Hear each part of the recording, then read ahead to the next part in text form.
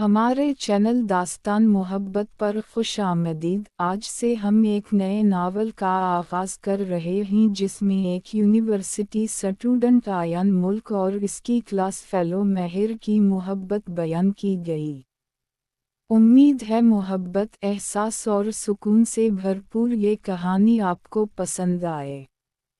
मेरा नाम आयान मुल्क है और मैंने कभी यकीन नहीं किया कि आम दिन जिंदगी का रुख बदल सकते हैं। मैं गलत था। मैं शहर के किनारे वाक़े एक छोटे से कस्बे से आया हूँ, एक ऐसी जगह जहाँ शाम को गीले ज़मीन की खुशबू आती है और ट्रेनें पुरानी यादों की तरह खेतों से गुजरती हैं। मेरे वालिद सरकारी दफ्तर में काम करते हैं। मेरी वालिदा एक मकामी स्कूल में पढ़ाती हैं। इन्होंने हमेशा मुझे एक बेहतर ज़िंदगी देने का ख्वाब देखा, एक मुस्तहकम कैरियर वाला आदमी जिसके पास अच्छी तनख्वाह और पुरसुकून ज़िंदगी हो। लेकिन मैं हमेशा से कुछ मुख्तलिफ चाहता हूँ। नंबर नहीं, अल्फाज, फार्मूले नहीं, एहसासात। उसी लिए मैंने यूनिवर्सिटी में अदब की तालीम हासिल करने का इंतखाब किया। मेरे वालिद को इस फैसले से मायूसी हुई जबकि मेरी वालिदा को मुझ पर फ़ख्र हुआ, लेकिन वो खामोश रही। मैं सितंबर के शुरू में कैंपस पहुंचा था।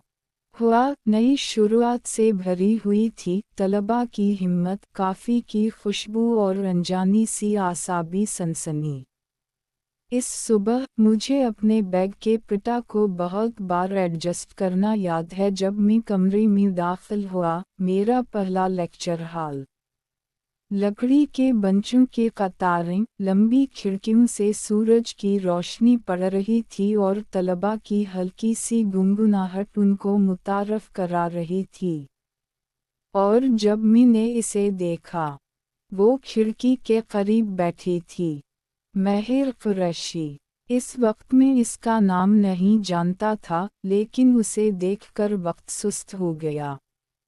इसके आसपास एक खामोशी थी, गोया कमरे का शोर उसकी मौजूदगी से दूर झुक गया हो। इस सियाह खूबसूरत बाल, गहरी नीली आँखें और नाजुक जिस्म मुझे साकत कर गया। जब हमारा प्रोफेसर अंदर आया और हम सब का तारुफ लेना शुरू किया तो मैंने आहिस्ता से बात की। इससे ज़्यादा, अयान मुल्क। पहला सेमेस्टर, मेजर लिटरेचर। मेरी आवाज़ थोड़ा सा कांप उठी। मैं इसकी नज़रों को अपने पास से गुजरते हुए महसूस कर सकता था, सिर्फ एक सेकंड के लिए, लेकिन ये निशान छोड़ने के लिए काफ़ी थी। फिर वो बोली, इससे ज़्यादा, महर कुरैशी, इन्होंने कहा। Major literature. हम दोनों का मेजर एक ही था। मैंने दिल में सोचा, किया खूब जमेगी महफिल जब मिल बैठेंगे दो हम मिजाज दिल। उसकी आवाज़ पुरसुकून थी, जैसे पत्थरों को काटने वाले कोई पुरसुकून नदी।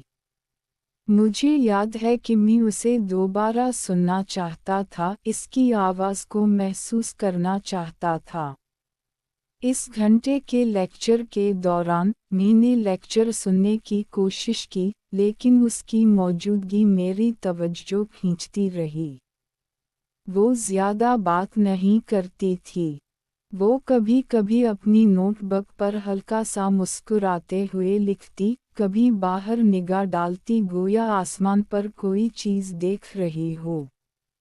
क्लास के इख्तिताम पर सब तलबा जल्दी से बाहर निकले। मैं अपने कागजात जमा करने लगा।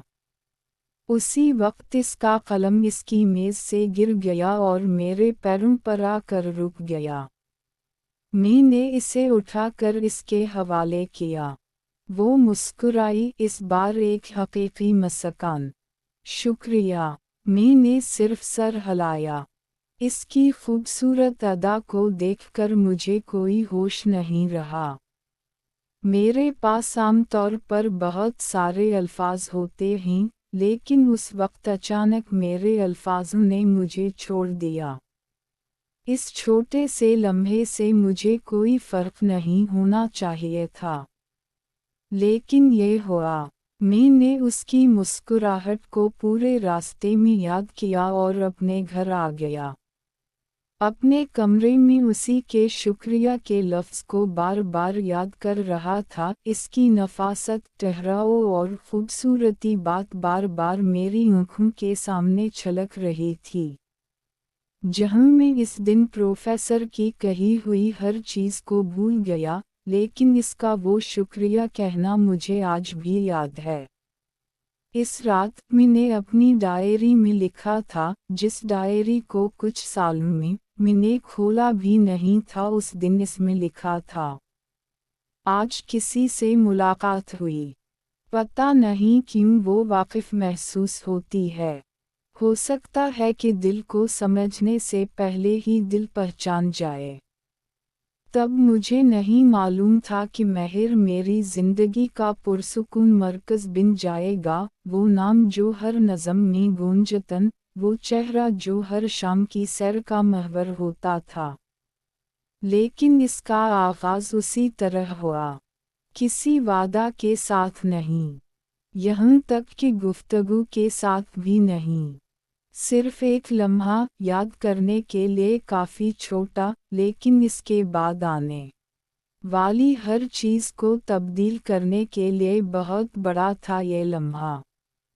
मैं इस रात देर तक उसी के बारे में सोचता रहा। पता नहीं किस वक्त मेरी आँख लगी और मैं गहरी नींद में चला गया। आगे जारी है।